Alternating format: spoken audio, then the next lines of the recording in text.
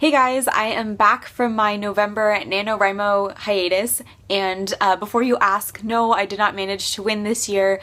I only got about 15,000 words, but that's okay because I had a really good time. I'm feeling super inspired, and I think that's really all that matters. I'm not going to do a video wrap-up of my NaNoWriMo experience, but I did a blog post on the things that I learned during NaNoWriMo, so I will go ahead and link that in the description in case you are interested. Now today, to get back in the swing of things, I thought I would just wrap up all of the things that I read in October and November, because although I recorded an October favorites, for whatever reason, I did not edit it or put it up. Just a heads up, since I haven't filmed for a month, I'm a little bit long-winded and rambly, so hopefully I can focus myself in. And also I just wanted to mention that I have a dog asleep on my lap right now, so if you hear snoring, that's what's going on. I don't really remember what order I read these things in, but I'm going to start with this one since it's the only physical book I have to show you, and this is The Girls of Atomic City, The Untold Story of the Women Who Helped Win World War II by Denise Kiernan.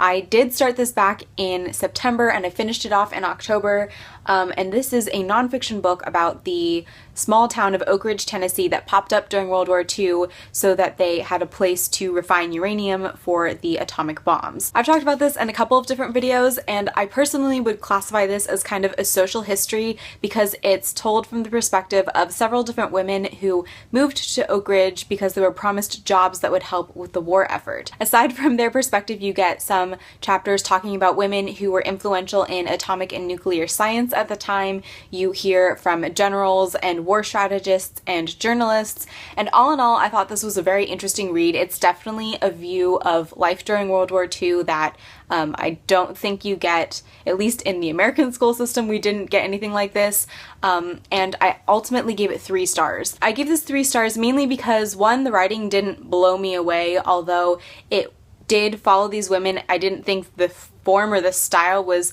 anything mind-blowing, and also this is kind of pitched as the, you know, women of World War II, but quite frankly there's a lot about men in here too. So if you're looking for like a feminist history of World War II, this is not that, but it's interesting all the same, and I would still recommend it if you're into history. I also read The Red Shoes and Other Stories by Metafrog, and I'm a little bit torn as to whether I should call this a graphic novel or a comic. I'm gonna go ahead and go graphic novel. From what I understand, Metafrog is an artist and author duo that do these really beautiful comics or graphic novels based on fairy tales and folklore. The Red Shoes is based on the Hans Christian Andersen fairy tale, The Red Shoes, and it is absolutely beautifully done. If I hadn't read it on my Kindle, I would show you guys the artwork, but if you can, go check out some of their work. They have a website that I will link down in the description. Something I really liked about this collection was that it was done in a series of green hues, so each story, the artwork for each story is done in a slightly different green, and that kind of works to pull them together really, really well. I will say that these are definitely based more on the original fairy tales. They're all fairly melancholic. They're not gory, but they're definitely not like bright and happy. So if you're into kind of darker fairy tales, I would definitely check this out. I believe I gave it 4 stars. Next, I read Black Blood by John Hennessy, and this is a new adult novel that I was sent by the author in exchange for an honest review. So the plot of Black Blood is a little bit complicated, so hopefully I can do it justice. But from what I remember, it is about an 18-year-old girl named Aberdeen who is one of the few human survivors that lives in basically this like colony that is ruled over by these aliens that somehow came to the Earth right in the middle of the apocalypse. The aliens provide the humans with safety and shelter in exchange for their labor, and they keep the humans under control by putting them all on these like emotion suppressing drugs. However, the drugs don't work on Aberdeen even though they've continuously upped her dose. So right off the bat, you know that Aberdeen is a little bit different than all of the other humans, and that becomes even more clear when her blood suddenly turns black. Believing that the aliens are going to kill her for her blood, Aberdeen manages to escape from where all the humans are kept and finds herself out in the real world for the first time ever, and basically realizes that it's a very, very dangerous place. She probably wouldn't have survived if she wasn't rescued by a young man named Ash, who, like her, has black blood and also has some other abilities and helps her learn about her own. So basically, Black Blood is an odd mix of fantasy and sci-fi, and ultimately that didn't really work for me. That was actually my biggest critique of the book, that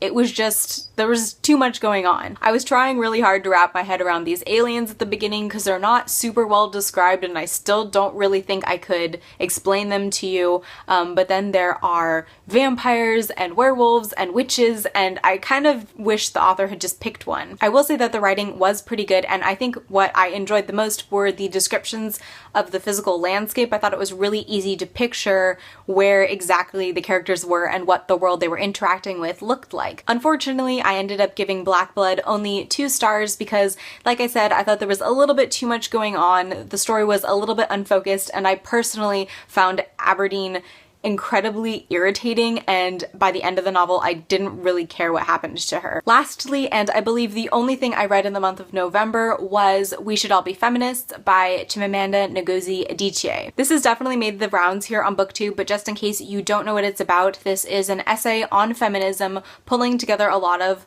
the author's own life experiences and kind of expanding on those. This is an incredibly quick read. I don't know exactly how many pages it has, but I literally read it while I was sitting in a doctor's office waiting room, so in case you haven't read it yet, you really have no excuse not to. I thought this was a really easy to read, fresh take on explaining feminism, and I particularly liked that the author didn't just focus on how gender equality affects women, but also how it affects men, and how society's definitions of masculinity ultimately harm everyone. So like I said, if you haven't read it, you definitely should. It will take you no time whatsoever, and I definitely would recommend it. I believe I gave it 4 stars. So that is what I read in October and November, and I won't show you what I'm reading right now because I am basically reading the same 3 books that I had been finishing all freaking year long. We're just gonna say it.